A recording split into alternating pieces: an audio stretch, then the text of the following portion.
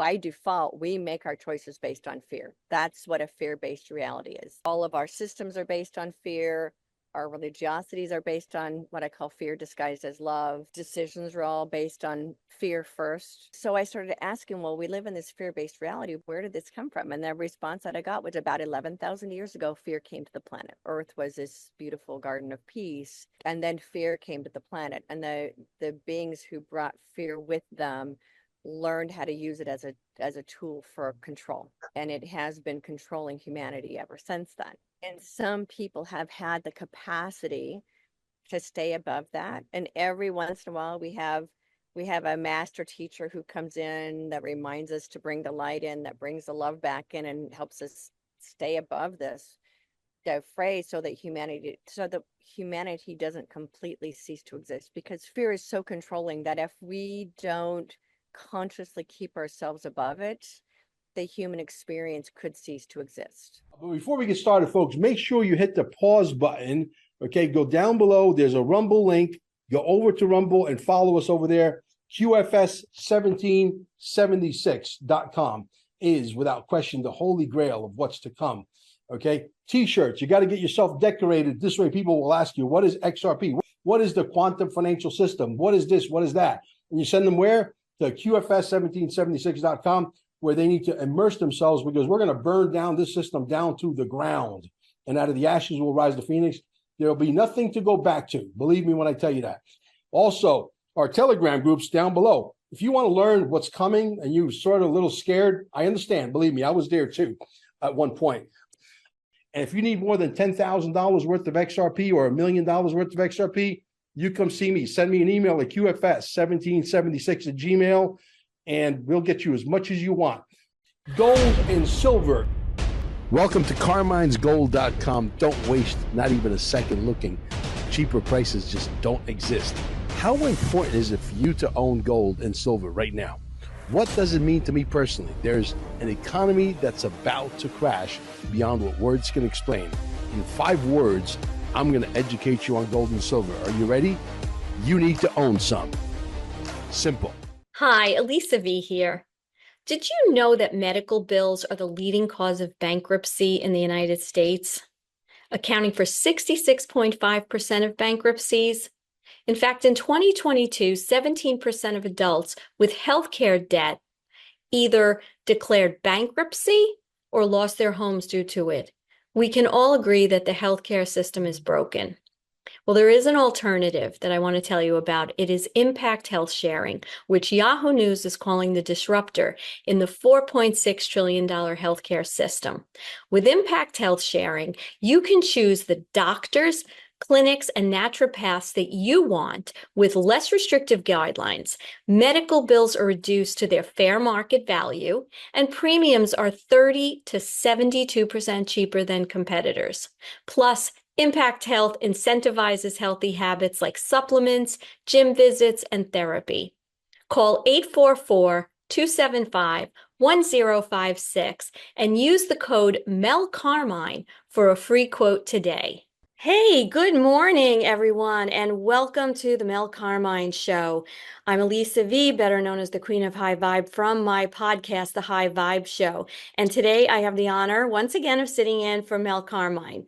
Going forward, I'll be joining you, and I will be here with some really fantastic guests, people who are going to bring us insightful discussions on some of the most intriguing topics of our time. This includes the upcoming Quantum Summit 2, the quantum financial system, and quantum health.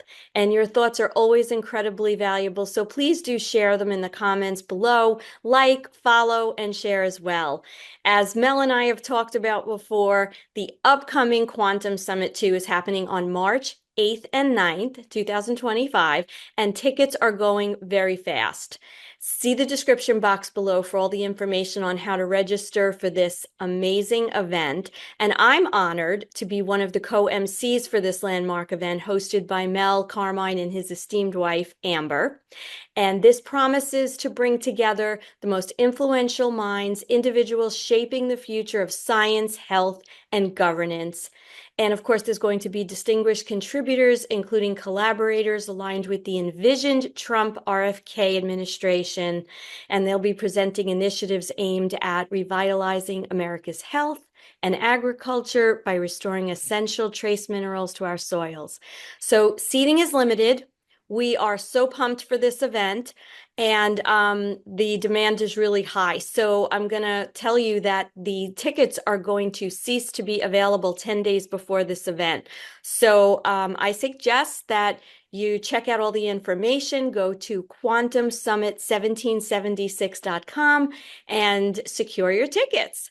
So now, without further delay, let's get right into it. And I'm thrilled to introduce our guest today, Victoria Reynolds. Welcome, Victoria. Hi, thank you so much for inviting me to be here. It's really an honor. It's an honor to have you. And I think as our audience is soon going to learn, you bring to the table today so many amazing ideas, concepts, and a wealth of knowledge from your own spiritual experience. And I just want to, just for the viewers who may not be familiar with you, I want to just tell you that Victoria Reynolds is a dream weaver and intuitive futurist. As a professional award-winning speaker, best-selling inspirational author of 8 books, and future path coach, she works with clients to reverse their trauma, look into their future, and create the best life. In today's conversation, she's going to share some of her intriguing background from her upbringing in a cult to a spiritual luminary to her purpose of moving humanity from a fear-based reality to a heart-based reality, spiritual freedom, and Christ consciousness. Wow. What an incredible resume there. So why don't we just jump right into it? I know when you and I were off camera a couple of days ago, we were, chatting, and we ended up chatting for longer than I thought because we were just having such a good time talking about all this wonderful stuff. So can you talk to the idea and tell the audience a little bit about how you reverse and reframe people's perspective so that, the baggage becomes our wings, in your words? Yeah, I use what I call the transcendence process. I wrote about it in my first book, Transcending Fear. And it was my own process. I actually didn't have any intention to write a book. It was after the 2008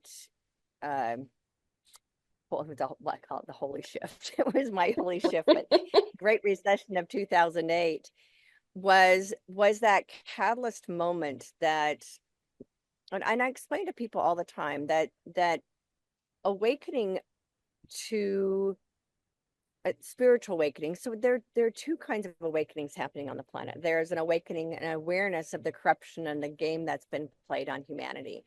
And then there's a spiritual awakening that causes us to have this deeper spiritual connection inside of ourselves, and we start moving up this spiritual spiral, which is what people would call ascension. I call it the transcendence process. And so in 2008, the economic crash, basically, it was the catalyst that woke me up. Okay. It took me to my knees. It put me out of business, put my husband out of business, put my home in foreclosure, put us in bankruptcy, and both my kids were diagnosed with learning disorders. And it brought me all the way down to the bottom of what felt like a bottomless pit of despair. And I had to figure out how to get myself back out again. And, there was a point where I was standing in the pharmacy line thinking of filling a prescription, an antidepressant subscription. And the reason I didn't is because one of the side effects is suicide. And I was like, well, what's the point of taking an antidepressant if one of the side effects is suicide? And I wanted to be there for my 2-year-old and my 5-year-old. Sure. And so I discovered that what I needed more than anything else was sunshine and exercise and some time to myself. And so I got up every morning at 5:30 every morning, and I would go for my walk because it was the only time I had. For anyone who has small children, my son was awake at 6 o'clock every morning. That was his wake up time, my 2-year-old. And So I had to get up earlier than that if I wanted to have some time for myself. And I was so committed to healing my trauma and to finding my happiness that I got up that early and went for a walk every morning. Wow, that's really dedication because we've all been, well, I've been there anyway with the small kids, especially when they're fairly close in age, right? It's tough. So you actually chose, and not to digress, but it's almost laughable when we listen to these pharmaceutical commercials because it's like everything that you're supposedly taking a medication for is exactly what can happen as a side effect. So it's like, is this a joke? Like this is so ridiculous. So obviously that was a real eye-opening moment where you realized I'm not going to even attempt to go down that path. So you started forging your own healing process and prescription of your own. Yeah, no, it's interesting because I was walking. I had no idea I had the ability to communicate with. I thought talking to yourself and answering yourself was normal. So I would get up and I would go for my walk every morning around my neighborhood. And if my son woke up early, I put him in the stroller in his PJs, and that's how committed I was. I would walk Yeah. with him in his PJs if I needed to. And as I was walking every morning, I started asking myself, it's so funny because this was back when the movie The Secret came out. Hmm. And so I was walking, asking myself, how do I make this work for me? How do I make this work for me? How do I make this work for me? Because well, at the time I didn't have any money. Like we were in the middle of bankruptcy and on the verge of being homeless and losing our home. And so I just was asking myself, how do I make the law of attraction work for me? Because the people that were teaching law of attraction wanted like $5,000 to teach it, and I didn't have $5,000 to learn how to make the law of attraction work for me. Right.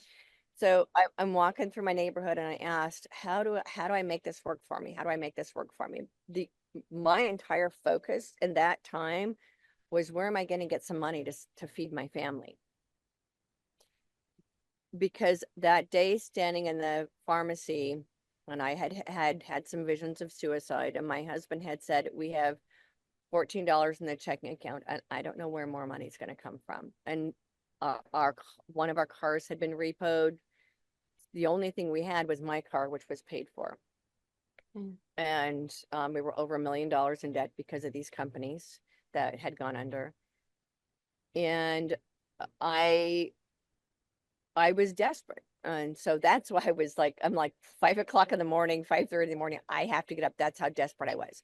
So I'm walking down the neighborhood, and I'm asking myself, how how can I change my life? How can I make law of attraction work for me? How can I heal what I'm feeling inside of me? And the answer that came in was, begin with gratitude. And I had no idea at the time how powerful gratitude is. And as I heard that message, I looked up and I saw this sunrise that was one of the most beautiful sunrises I've ever seen over the houses in my neighborhood. This beautiful purple and pink sunrise coming up over the houses. And what I heard was, be grateful for the eyes to see the sunrise. Wow. Um, because until then, I was like, I don't have anything to be grateful for. I have two kids that have all these issues. I'm losing my house. My marriage is a wreck. I've lost my businesses. I'm in bankruptcy. The house is in foreclosure. They repoed Joel's car. Like, everything that would possibly go wrong was happening in my life. And I was supposed to figure out how to be grateful for that. Hmm. And that be grateful for the eyes to see the sunrise. And then be grateful for the legs that carry you on this walk. And be grateful for the skin that feels the breeze on your face. And be grateful for the ears that hear the birds chirping. And that's when I started realizing that gratitude is so much more than just lip service. It is a visceral experience that we have in our body. And when we allow ourselves to go into that visceral experience, it changes everything. My entire life started shifting from that one morning experience. So tell me Everything in my about life this started. visceral change. Like what for people who, there's so many people today that are suffering too, right? They're either suffering financially or with their health. And like you said, it's hard to get that perspective sometimes that there are all these other things separate from our problems or those very, and not to minimize any of it, right? I mean, you had every aspect of your life that was kind of caving in, and many people do. They find themselves similarly struggling with the same kind of overwhelmingness. So what actually, I know like as a follower myself of Dr. Joe Dispenza and so many other, other authors like yourself who talk about this, explain what actually happens. Because I always like to, when I talk about like frequency and high vibration, which can be a very woo-woo subject, in some people's eyes. There's so much science and proof and physics behind all this. So let's talk a little bit about what is actually happening when we are practicing or engaging in this gratitude emotion. Yeah, because it's more than just an attitude, right? So when you talk about frequency and vibration, that's what gratitude is. You can actually sit in the vibration of gratitude, the emotion of gratitude, and it starts to it, it starts to take over your body. And so for me, it comes out my eyes when we call tears. Sometimes when I'm so incredibly grateful, I start crying because there's so much energy in my body of love that it has to come out somewhere. So for me, it comes out through my eyes. And and so it's understanding that when you sit in this gratitude, it's more than just saying, oh, I'm so grateful I have the eyes to see. It's this,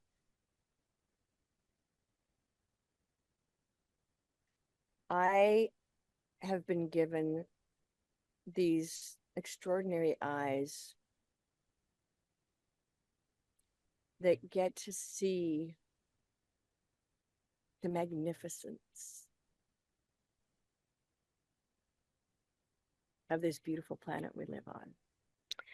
So we're not just talking words, we're actually having the energetic feeling that goes through like almost every cell in our body, like almost in a sense of rejoicing over this. Would that be a way of kind of saying it? We're rejoicing You see, I'm over. tearing up over just Yeah. thinking about, Yeah. And I right? and I actually have chills. I just got chills talking about this. So and I always like to bring that down to a very easy to understand way. And it's almost like if you envision what you feel like when someone gives you a gift, right? Christmas morning or your birthday or just some event that someone does something kind for you or so like you feel that energy fill you because you've been given something. So we're almost reminding ourselves of what we've been given to bring ourselves to that emotional state of feeling the intensity.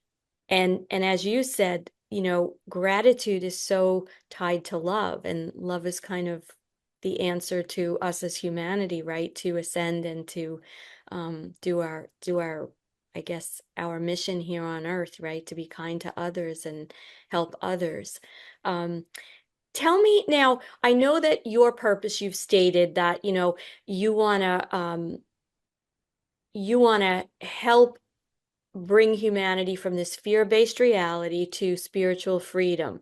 But we also, I know there's for you, you have a lot of knowledge about how did we get here? Like, what's the history of this fear-based reality that we live in? I know we spoke about this briefly together off camera, but I'd love to open that conversation again.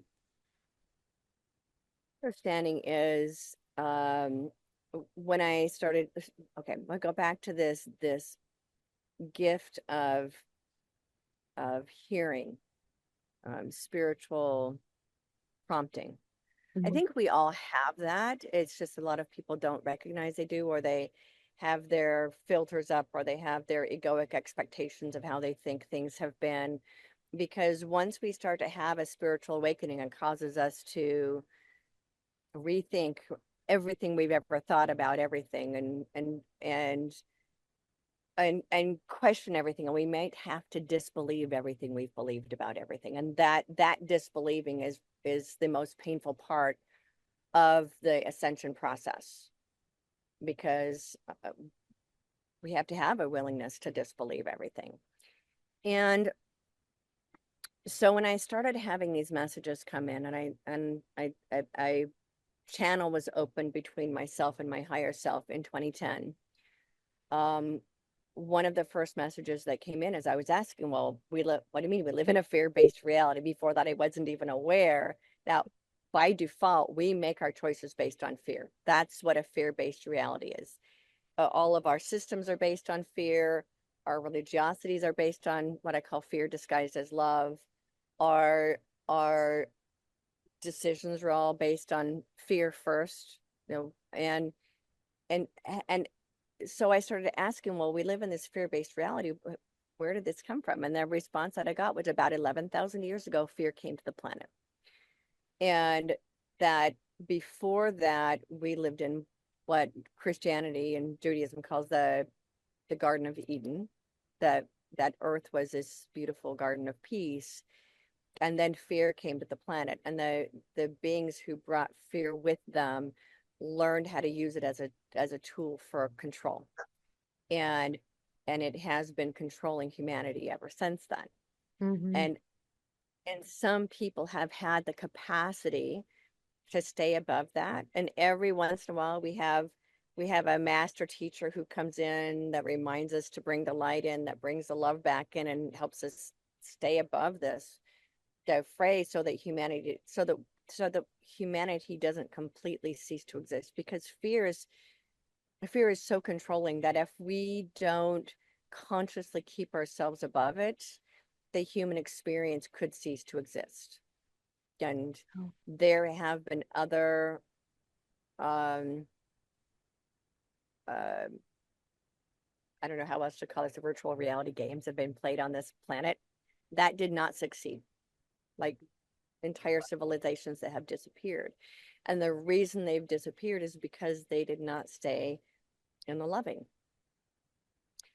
And so in this human experience we're having now, we've had master teachers like Buddha and Yeshua and other master teachers who've come in to help us remember the light and help us remember the love, so that we don't get so completely sucked down into fear that this experience ceases to exist and humanity becomes just another lost civilization.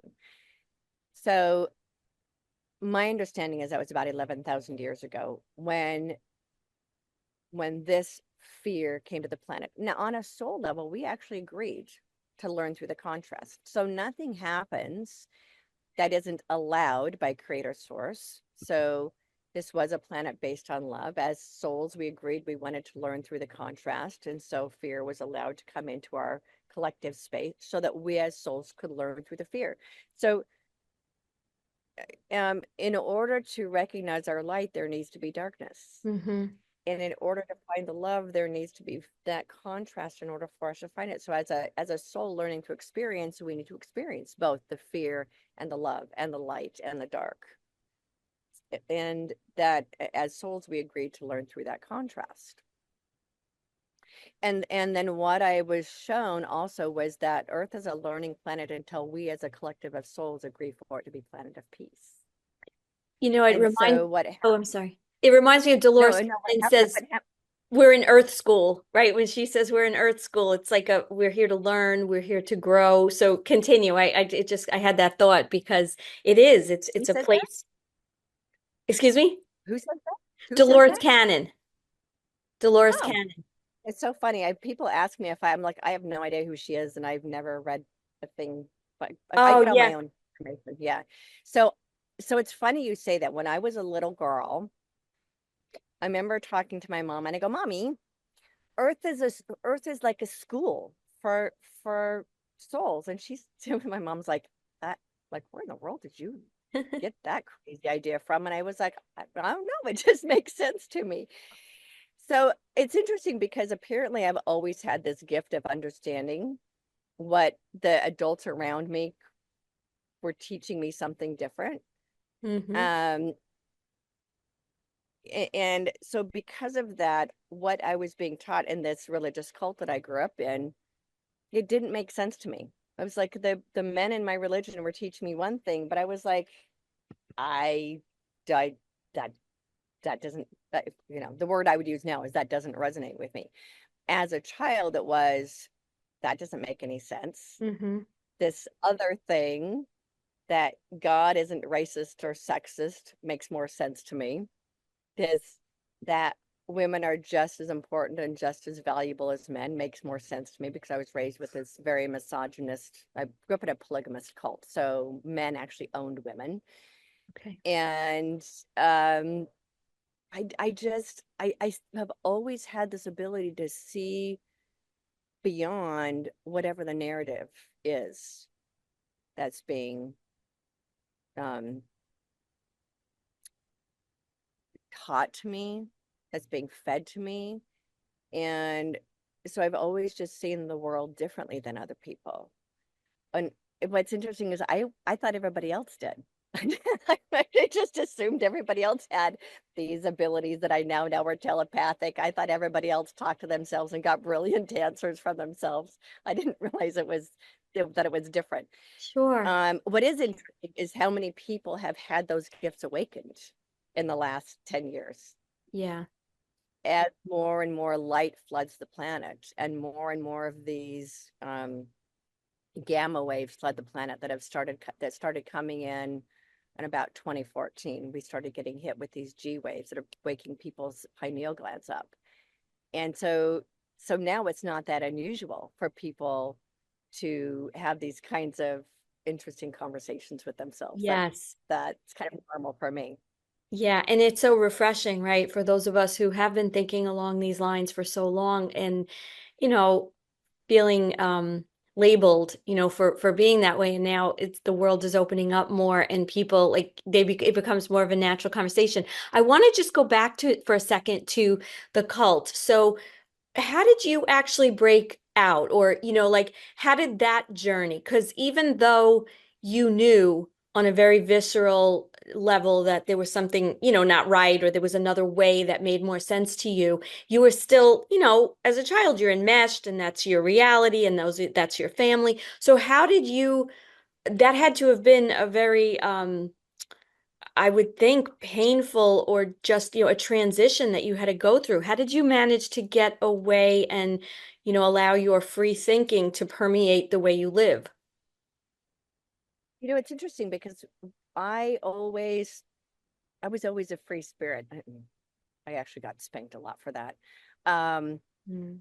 it started when I was about 3 years old. And some cousins came from California to visit, and I wanted to leave with them Okay. because they were so much happier and so much more loving than the supposedly loving environment that I was being raised in. And they And weren't in then, the cult, I'm assuming. They weren't in it. no, yeah, they were just driving through when their Got it. RV stopped by to see my mom, was my mom's sister and her husband, and my cousins that were my age.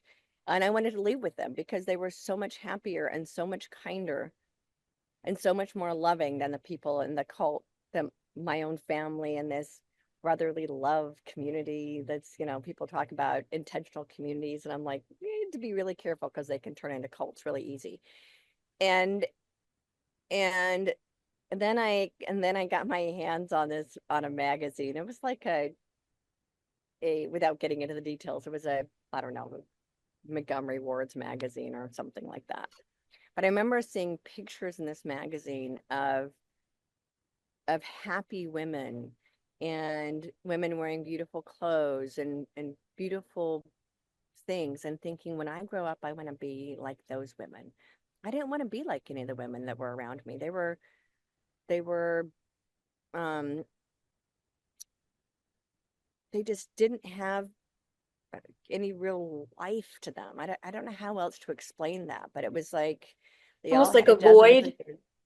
almost like a void. Yeah, yeah, or yeah, like they had they all had a dozen kids. They were all way too busy. They didn't seem happy. They were always, it just I don't know if it was the guilt and the shame and the massive expectations that were placed on women, that I didn't want to be like them. I didn't want to be a woman who just sat at home all day and cooked and cleaned and took care of babies. And I didn't, I just knew when I was 4 years old, I didn't want that. Mm. And then I broke my leg and I spent a month in the hospital. And it's interesting because at 4 in the hospital, I didn't want to go home. Yeah. Like, what 4-year-old doesn't want to go back to their family? I did not want to go back home. And so it was this constant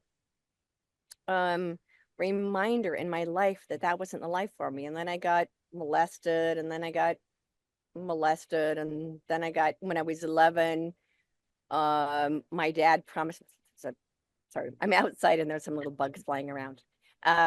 Then when I was 11, my dad promised me to a friend of his, a middle-aged friend of his. And I knew, I knew that if I didn't find another life, that my dad was going to make me marry this guy. And so that's when I started trying to figure out how I was going to run away. Okay. And how did you eventually do that? Because that had to have really been a challenge, at 11 to have the realization that you need to get away. Think about ourselves having children at 11, they're kids, like you look at them, they're kids, like they need to be protected and loved and taken care of. And here you were feeling this kind of aloneness of being in danger. So what happened next? I didn't really do anything until I was about 13. I was in 8th grade. My 8th grade teacher was making passes at me in front of the class. And it was so acceptable for old men to scope out little girls. That so so I told him to get his effing hands off me. And he told me to leave, that he expelled me from school and I was never allowed to come back. And that was the first time I ran away. So I was 13.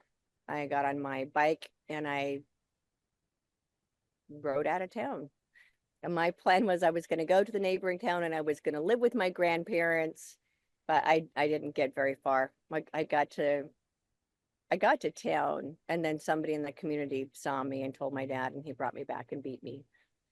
And that was really when I was like, I have to. He was more insistent on agreeing with the 8th grade teacher than me. Hmm. How such So, betrayal. Yeah. yeah. And that's the relationship I had with my dad. Your dad's supposed to protect you, but he was always hurting me. And so I talked my parents into letting me go to public high school. But girls were not allowed to go to school after 8th grade, but I talked them into letting me go to public high school. And I think part of it's because my dad felt guilty about the way he treated me. Mm-hmm. But then when I was in public high school, I got severely beaten. I got raped. In And I had to school? drop out of high school. In high school, yeah. In So I had to school. drop out of high school. Okay. Yeah. So I dropped out of high school, and then for like 2 years trying to figure out, how can I get out? How can I get out? How can I get out? I was obsessed with trying to figure out how to commit suicide. And I was so afraid it wouldn't work that I didn't. Like, I was more afraid Yeah. of ending up being a vegetable in the hospital Yeah. Yeah. than of ending my life, or that underlying fear of what if they're right, and what if I kill myself and I spend eternity in hell. Right. And in the meantime, I was going to religion classes because there's always been something in me that wanted to understand the spiritual concepts behind religion. So I actually went to church every week because I wanted to. Not because I was forced to, not because I was coerced to, not because I was bribed. And some of my Mm-hmm. siblings went because they were bribed. I went because I wanted to understand.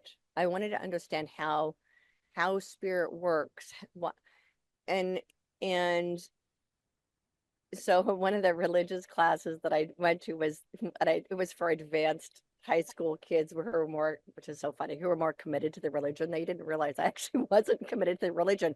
I was just curious about how it worked. So I took all the classes. And this particular class, they said that a man needs to have 12 wives, Mm. and that, you're married to this guy for eternity, whether you like it or not. And I was like, well, that sounds to me more like hell. Because I'm like, I don't know, spending my eternity with a man I despise with making millions of babies does not sound like my idea of heaven. So I just, yeah, I was almost obsessed with trying to figure out how to get out of my life. Mm-hmm. So I was 17. I had climbed up to this cliff that I'd been to many times before, and I decided that I was going to jump, that I was done.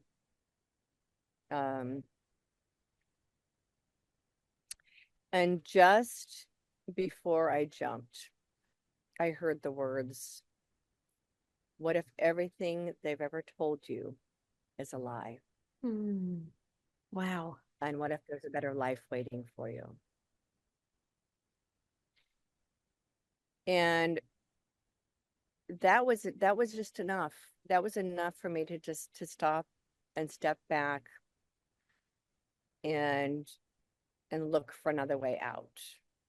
So what's really interesting, I have to share this with you. What's really interesting about that is I had the discovery a couple of months ago. I was actually on Sacramento CBS News doing a segment, and I was in the green room with my mentor, and he said, "What would you say to that 17-year-old on the edge of the cliff?" And I said, "You know what?"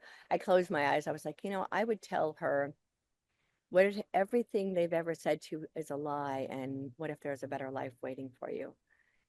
And I went, oh my gosh, that voice I heard on the cliff when I was 17, that was me Yeah. from the future talking to my past self. And that, and I work with my future self all the time.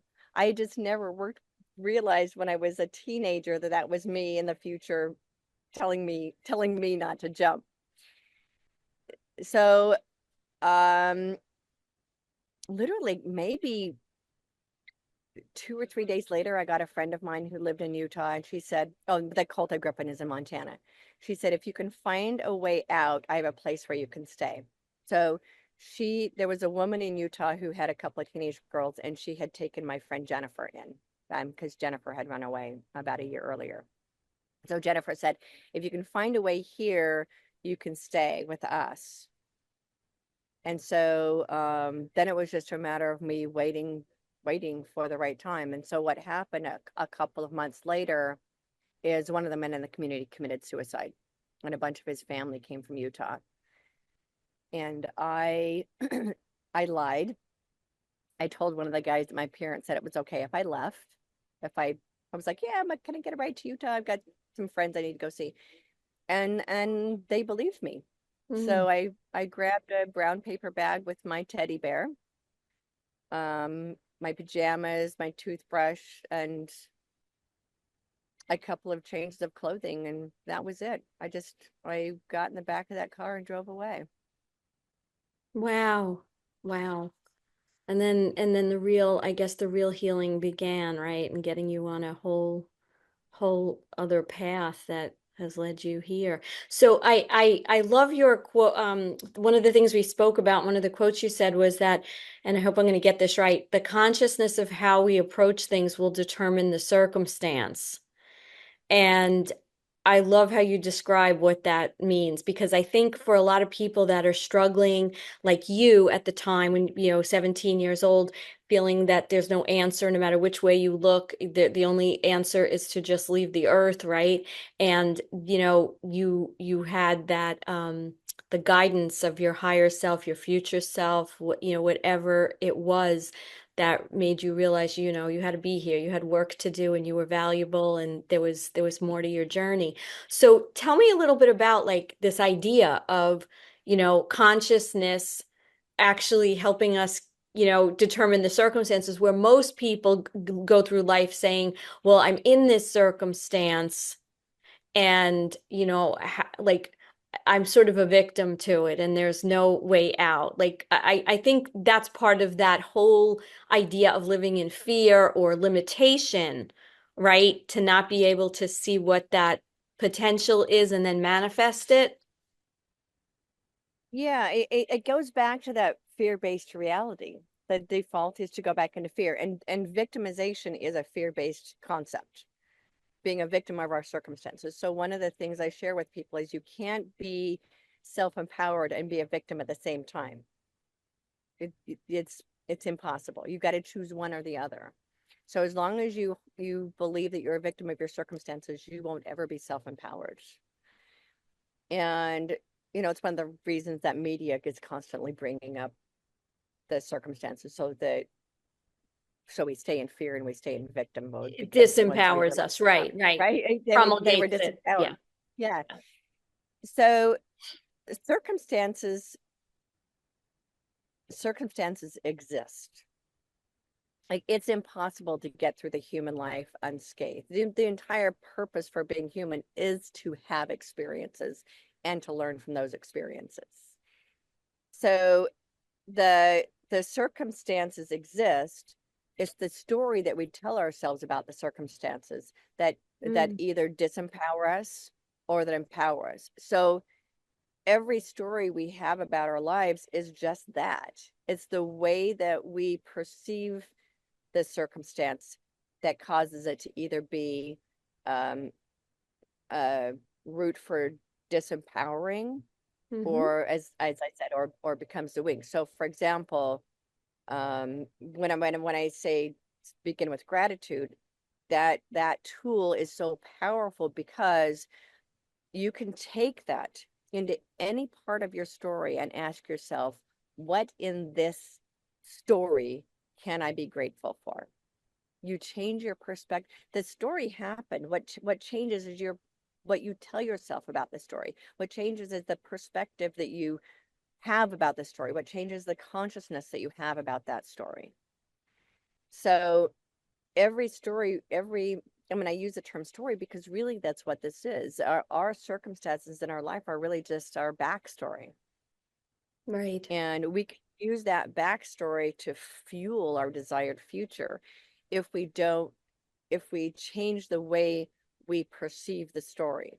So it's no longer disempowering. And when we shift our consciousness about it, it becomes fuel for a better reality rather than the baggage that we drag along behind us. So the first way to change your consciousness about a story is with gratitude. So one of a really, really quick example, when we were sitting in the attorney's office filing for bankruptcy, and I'm sitting there and thinking, you know, having a little pity party of, oh my gosh, only losers file for bankruptcy. How in the world did I get into such a mess that I have to resort to this? Because for me, bankruptcy was something that because when people file for bankruptcy, it becomes a drain on the rest of the economy. At least that was my perspective of it, and that only absolute losers, complete failures file for bankruptcy. So I'm sitting in the attorney's office, and I asked myself, what can I be grateful for in this? Because there's always something to be grateful for. And the message that came in was, be grateful that you're given a second chance. Because in some countries you don't get that. In some countries, your children would be responsible for your debt. In the past, you would be put in prison for debtors prison. Be grateful you have this opportunity for a second chance, because bankruptcy does give you a second chance. And so that was huge for me, to sit there in the attorney's office and realize, oh, this is actually a good thing, and be grateful and so grateful that I had that, you know, and it wiped out most of my debt. There's some things you can't put through bankruptcy, but Sure. it gave us another chance. It gave us, and then it gave us a chance to save our house. And so we were able to pull our house out of foreclosure the day before it went to auction. Like literally cut that Oh, really wow. close. And and so gratitude has always been, that's how powerful it is in my life, because it can transmute everything.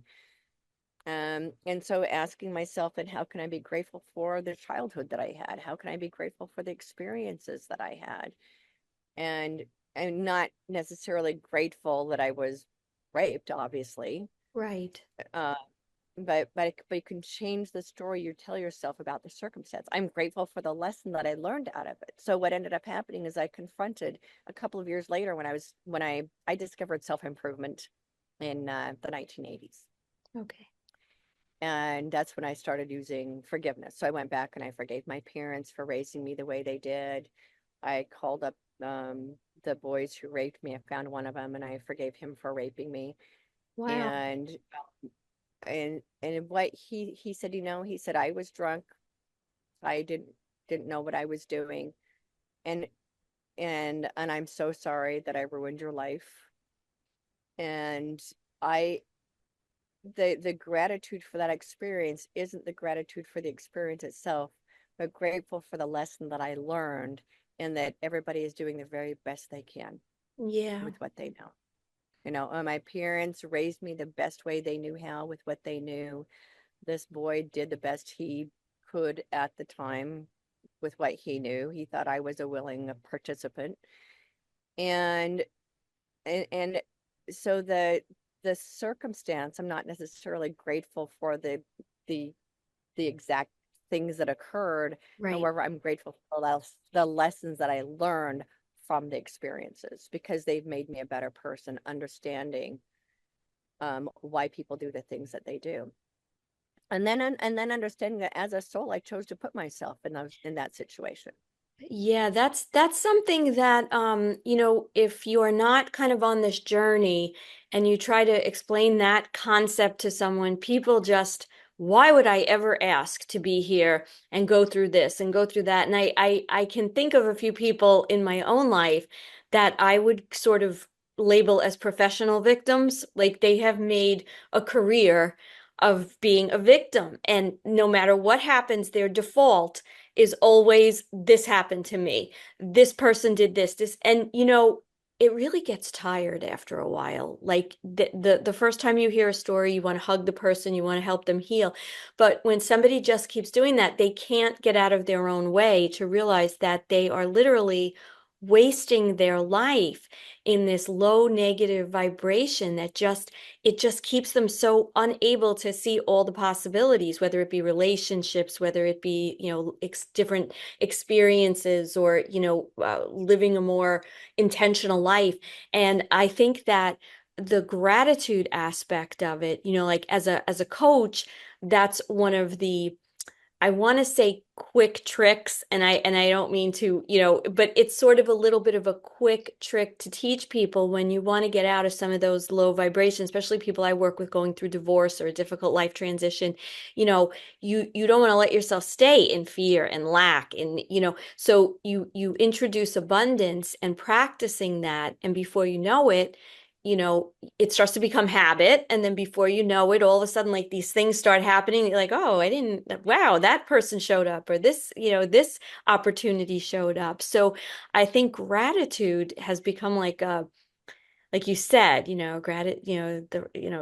in the attitude of gratitude, and everybody just like uses it like a buzzword, but the intensity of what it does to our bodies, to our minds, and to our futures, right? How we really take all that we've been given being on this earth, like by having that attitude.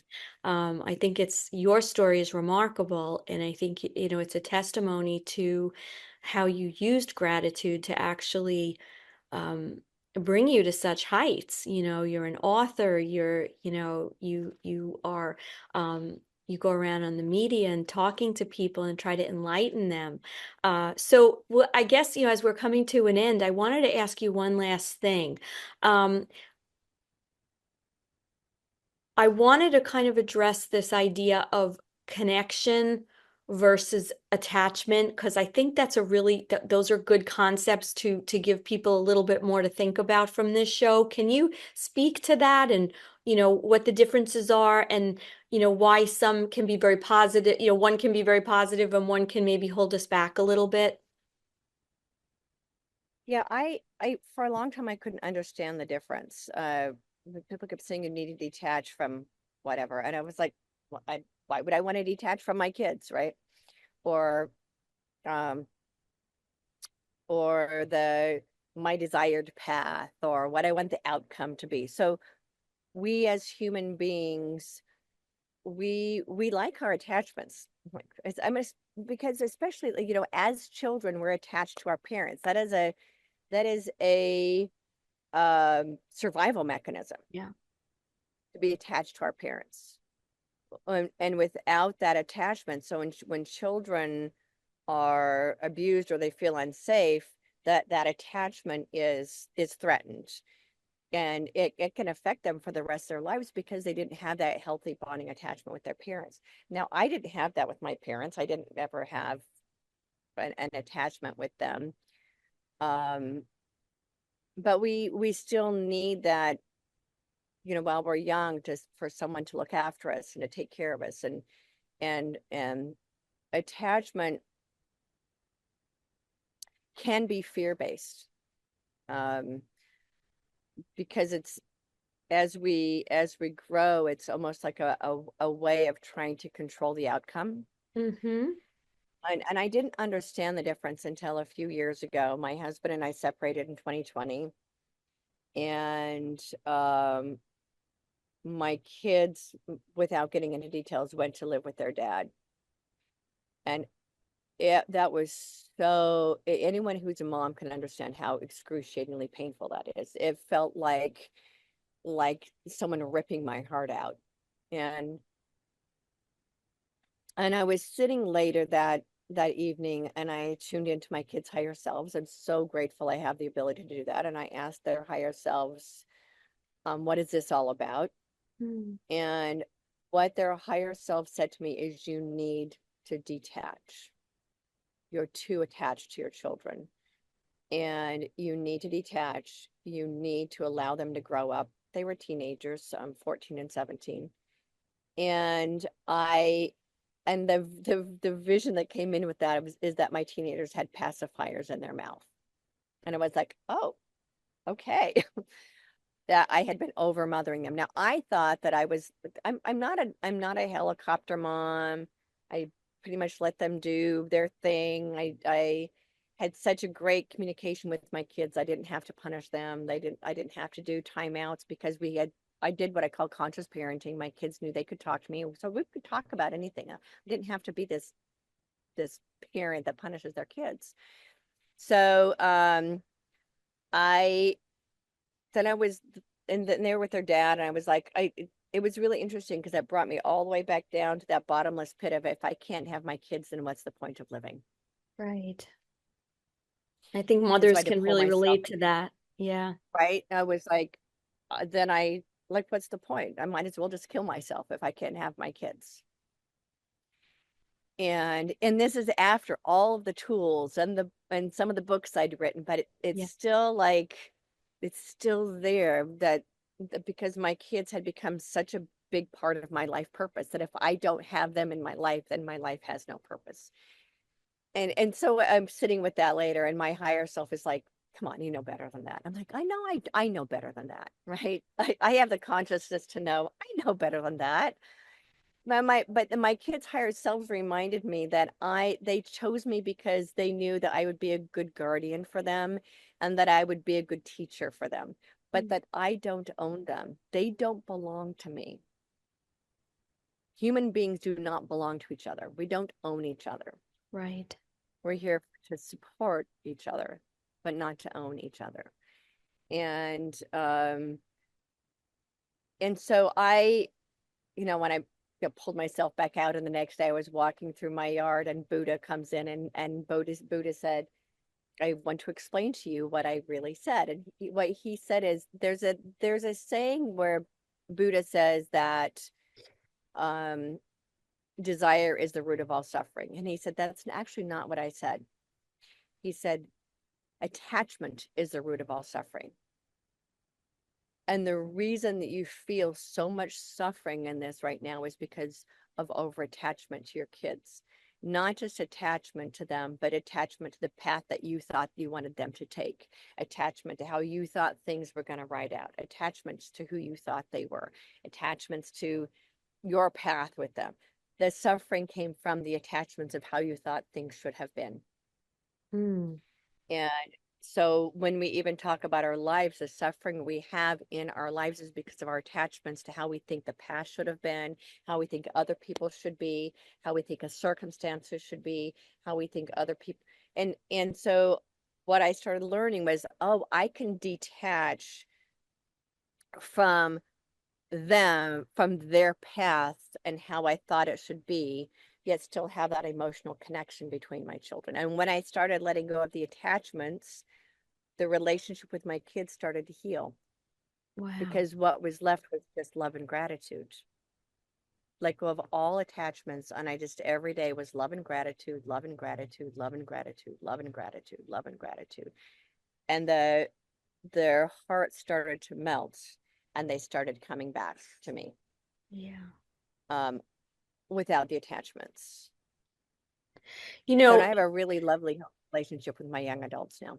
oh, that's wonderful. And I love that because you put it in a very spiritual context. Like when I'm coaching people, let's say going through divorce, I use a different expression. I call it managing expectations because sometimes we have a view either, this is how it has to be. And if you can't detach or manage that and open up to other possibilities, you're going to be stuck. You're going to always feel like this victim of this divorce or this whatever happened, as opposed to saying, you know what, I can let go a little bit and maybe make some room for a new idea, a new thought, a new possibility. But you're right, you have to let that go first. And sometimes the best way to let it go, we keep coming back to this, is through that gratitude, because we have to first get grounded in, all the good stuff that we do have and that's around us. Victoria, this has been so wonderful. I want everyone to know how they can follow you and get in touch with you. The best way to find me is victoriareynolds.com. I do have a YouTube channel. I'm going to be starting up a new show in January when I get settled back into somewhere. Because I've been nomadic for a year and a half. I think I actually have a place to call home. Fearless and Free TV is my YouTube channel. And I have a new show coming called Question Everything. So it's going to be a really interesting place to learn all kinds of interesting things.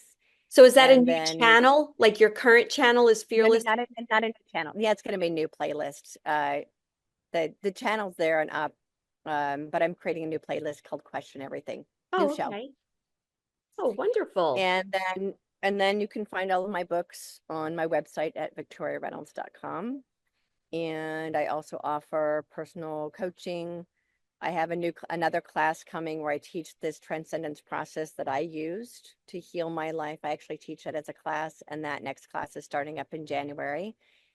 And yeah, that's how people Oh, that's find me. wonderful.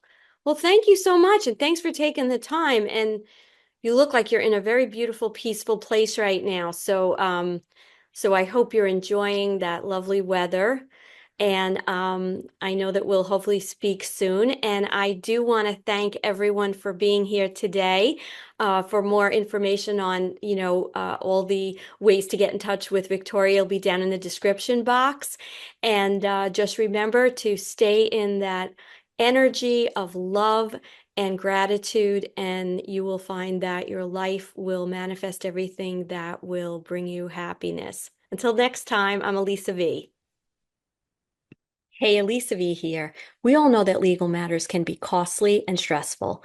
Finding the right representation and dealing with high retainers and hourly bills adds up fast. But what if I told you there's a way to have legal insurance just like your health or car insurance? Legal Shield has leveled the playing field. From just $29.95 a month, you get access to lawyers for personal legal matters. From traffic tickets to real estate issues or trust matters, help is just a tap away on your phone.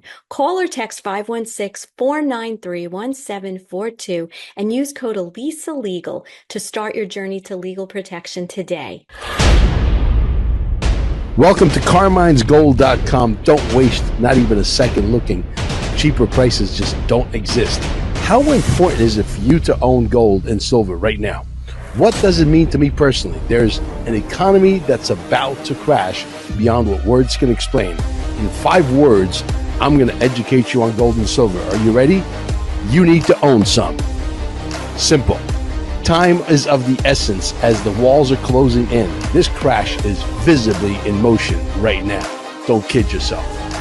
The only way to preserve wealth is to become your own central bank. Just by owning gold and silver, the banks that are going into survival mode are currently stacking gold and silver like it's going out of style. You have the same opportunity instead of keeping your money in paper, which is worthless. Again, this is not financial advice. Going into survival mode is everything. Preserving your wealth and positioning your family to thrive in the near future is paramount. The time to take action is beyond crucial. God's money cannot be faked. It's got intrinsic value. It's got plenty of usability. And because the crypto game can be extremely complicated for most, this becomes the only way to preserve your wealth in the current times we live in. The price manipulation that has occurred over the last 150 years is about to come to a full stop as we move into an extremely different world. And the true value of gold and silver is going to shine like never before. The people who vividly see what's happening have moved into panic buying right now. The people who get it, who are positioned for wealth preservation, who are accumulating every week, every month, stand to change their course of history for 100 generations to come. Buying gold and silver from Carmine'sGold.com at unbeatable prices is the best decision you'll ever make. I'm going to end by saying this. This is my opinion and not financial advice. This crash is knocking on the door, and it's clear. It's here. We can fill any size order, $500, $500,000, and yes, even $10 million. Your best option to preserve wealth, if you don't understand cryptocurrency, is gold and silver. Do it now.